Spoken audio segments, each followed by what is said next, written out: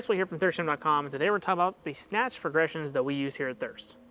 All right, for this we're going to talk about our snatch progressions that we use here at Thirst. I've kind of went over this with the cleans progression. It's very similar. It's just going to be for the snatch. So if you haven't watched that video, you can, but it's basically going to be a recap of that using the snatch.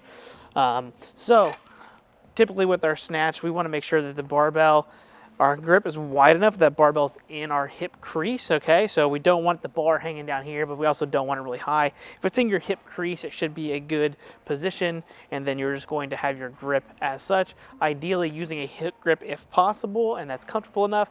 I unfortunately can't do that because my hands are too fat, but I would if I could.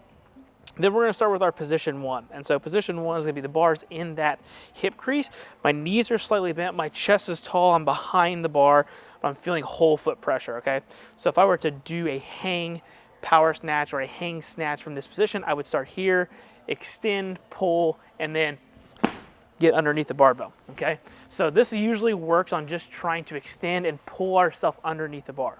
The next is then position two, which is above the knee. So we can designate above the knee or below the knee, but generally position two is going to be right here above the knee. So as my chest is tall, I'm going to push my hips back and I'm going to hold this position, and my shoulders are actually over the bar here. So I'm essentially in a good RDL position, but again, knees are out, chest is tall, back is flat. If I wanted to then go from this position, I would then scoop underneath the bar, extend, triple extend, hips, knees, ankles, and then pull myself underneath the bar.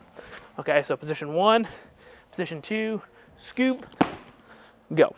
Now if I wanted to go below the knee, the big difference here is that chest is tall, hinge back, and then knees are gonna go out and go right below the knee. So as I'm below the knee, I then have to create a push, okay, and that push is going to then work around the knee as I go to scoop and then go to continue my snatch.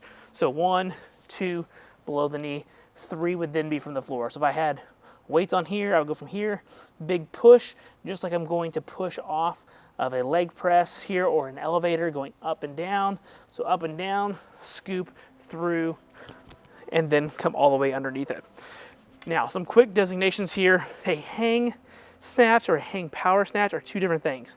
So the power position would be as if we're catching the barbell here in the athletic base position, so I'm not all the way down.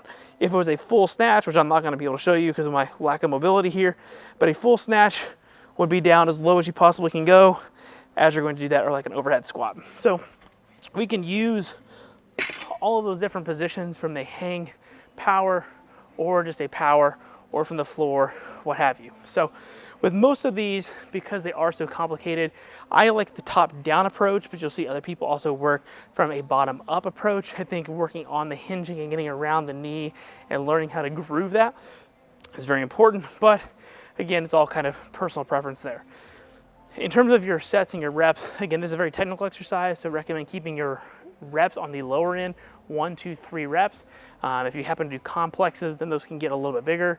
But generally we're trying to achieve and create triple extension, and we're trying to develop full body power and strength here. So again, very complicated exercise, should not be done for super high reps. You can do lots of sets. You can do like 6 sets of 2 or 6 sets of 3 or 8 sets of 2, all totally fine because you're getting still a decent amount of total reps in, but you're working on a fresh start on every single set, giving a high quality effort regardless depending on what position you're at.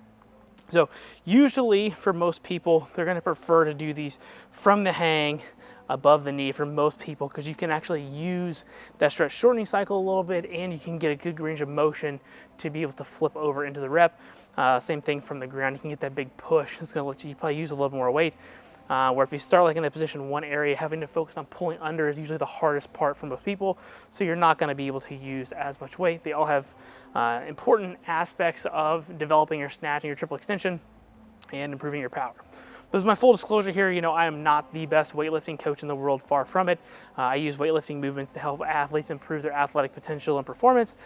So the way that I coach this is generally geared a little more towards athletics than it is being a high tier weightlifter. There's plenty of amazing weightlifting coaches out there that can work on making you a better weightlifter if that's what you want to choose, you can do. Again, I use this to help athletes, and this is the way that I coach my youth athletes to be able to use the triple extension and the weightlifting based movements to aid their performance. If you haven't had any questions, let me know in the comment section below. Thanks, have a great day.